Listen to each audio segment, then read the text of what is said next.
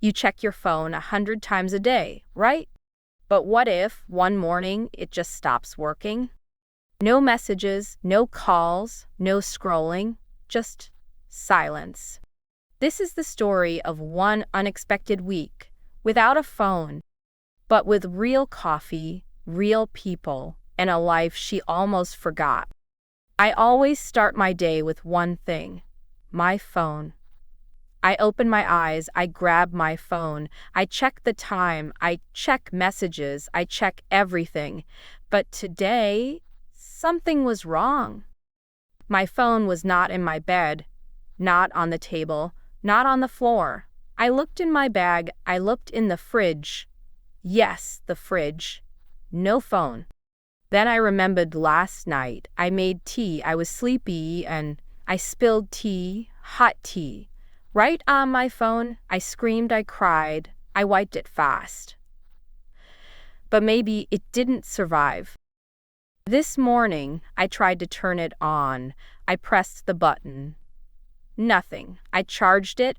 Nothing. I shook it. I begged. Still, black screen. No sound, no light. Suddenly, I felt empty. How can I live 1 hour without my phone? What if someone calls me? What if I miss something? I felt lost, like in a forest with no map. Then the doorbell rang. I opened the door. It was my neighbor, Tom. He smiled. Hey, are you okay? You look nervous. I lost my phone. I think it died. Oh, the end of the world. Not funny, Tom. It's serious. What will you do now? Read a book? Maybe, or cry, or both. Come on, you'll survive. One day without a phone won't kill you. But how will I know the news, the weather, Instagram updates? I have a newspaper from yesterday. Very helpful. Or you can come to the park. Real air, real people. And what if I get lost in the park? I'll find you. I know your favorite bench. I don't know, Tom. Maybe I just need a little break. Sounds like a smart plan. I'll bring coffee. You bring yourself? We sat outside and I felt strange. No screen, no beeping, just birds and time and the sky. My fingers didn't know what to do. But my eyes, they started seeing new things. I sat on the bench with Tom. He gave me coffee. It was warm and sweet. The sky was blue. A bird flew over us. My fingers still wanted to scroll, but there was nothing to scroll. No phone, no screen, no likes, no news, just me. And the sound of trees. So, how does it feel? Quiet. Very quiet. He smiled. It was not a bad smile. It was calm, like someone who has more time than stress. Maybe you needed this. Maybe. Or maybe I'm just pretending to be okay. I took a sip. The coffee tasted better than usual. Or maybe I was just noticing things more. Without my phone, I started to see things, small things, a red flower under the bench, a boy with a dog, a woman laughing alone. Were these always here? Tom looked at his watch. I have to go. Work. Lucky you.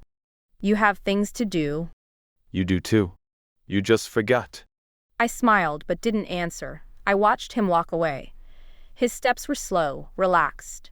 Maybe he always walked like that, or maybe I just never noticed. I walked home slowly. No music, no GPS.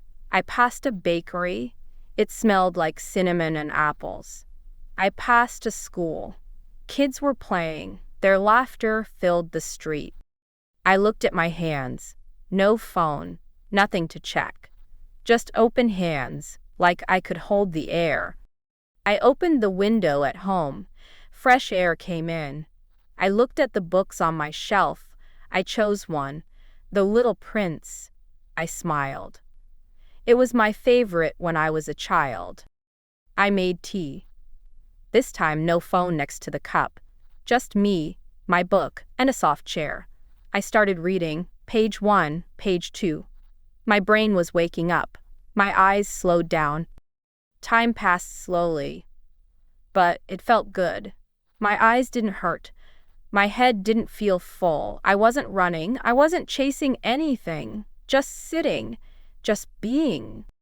That night, I didn't fall asleep watching videos. I didn't scroll. I didn't check anything. I looked at the stars from my window.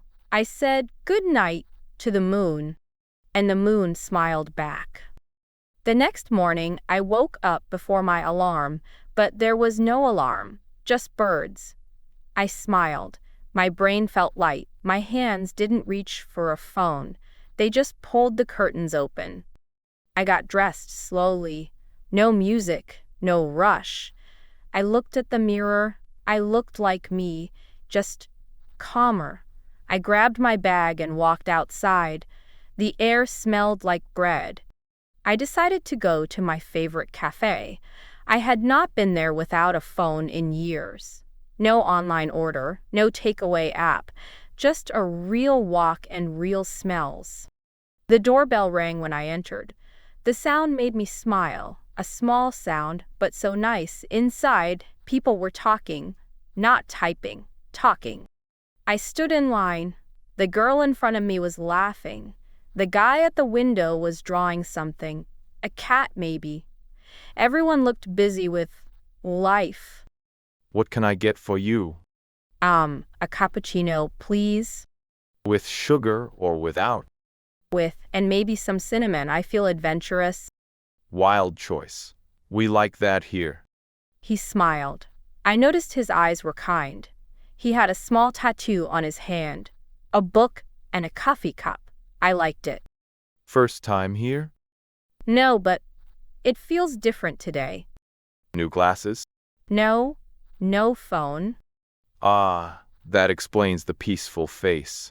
You think I look peaceful? You look like someone who remembers how coffee really tastes. I do. It tastes amazing today. He handed me the cup. Our fingers almost touched. I felt something. Not electricity, not magic, just attention. I sat down by the window. I watched people pass by. I didn't check emails. I didn't take photos of my coffee. I just drank it, slowly. Then I took out a pen and napkin. I started writing random words, soft, warm, cinnamon, sky, real. Writing poetry. He was back, wiping the next table. Maybe. Or maybe I just forgot how to use a pen. Napkin poems are the best. What's your name? Adam, and you? I'm still someone learning to live offline. We both laughed. It felt easy. It felt like the beginning of something. Maybe a friendship. Maybe a story. Maybe I didn't need notifications to feel seen. That day, I walked home from the cafe without music, just the sound of my steps and the wind. I smiled at a cat sitting on a mailbox. It looked bored or wise or both. I stopped at a small shop and bought a notebook, a real one, with paper and lines and the smell of new beginnings. I also bought a blue pen, just because. At home, I made tea. No messages, no photos, no sharing, just tea and silence. I opened the notebook and wrote, "Day 3, no phone. I'm still alive." The pen moved on its own. My hand remembered how to write. I didn't think. I just let it flow. Thoughts, memories, dreams. I wrote about Adam, about the cat, about nothing. I cooked dinner. Slowly, I cut vegetables without watching a video. I burned the onions a little, but they still smelled great. Real cooking, real mistakes. The kitchen filled with the sound of boiling water and my humming. I didn't even know I was humming. When was the last time I did that? Later, I found old photos in a box, printed photos. My parents, me as a kid, my dog, my first bike. I laughed, I cried. I sat on the floor and stayed there. Someone knocked on the door. Hey. It was Tom, holding something behind his back. "What's that?" You'll see. He handed me a tiny plant in a cup. The cup had a smiley face on it. A plant? You said you wanted to grow. I meant as a person. Same thing. Start small. I placed the plant on the table next to my tea. It looked happy there. Still no phone? Still no problem. Impressive.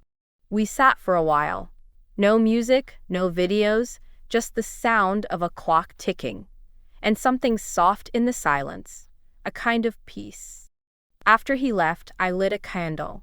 I opened my notebook again. I'm learning how to be slow, I wrote. And it feels okay. I watched the candlelight dance on the wall. It flickered like a tiny flame inside me. Warm, alive, quiet. On the 5th morning, I woke up before the sun. The room was still gray. My notebook was open beside me. I had fallen asleep while writing. I made coffee, slowly, like a little morning ceremony. The steam rose like soft fog. I didn't rush. I didn't scroll. I just watched the sky turn from gray to blue. I sat on the balcony in a blanket. The city was quiet. A bird landed on the railing, looked at me, then flew away. I smiled. I felt like I was in a painting. Then I saw it. My phone. Still on the shelf. Still off. Still silent. I walked to it, picked it up, pressed the button. Nothing. I plugged it in. A second passed. Then another. Then the screen lit up. A low battery icon blinked. Then the familiar logo. Then a buzz. It was alive. Messages started coming in. Missed calls, notifications, updates, all at once, like a small storm in my hand. I held the phone for a moment, then I put it face down. I didn't open the messages. I didn't scroll. I didn't click. I just placed it on the table and walked away. I opened the window. The world was still there, big, bright, and slow. Later that day, I met Adam again. He was drawing on a napkin. Same cafe. Same smile. Back online. Back outside. Same thing. Not anymore. We drank coffee in silence. No pictures. No hashtags. Just us. And 2 real cups of real life.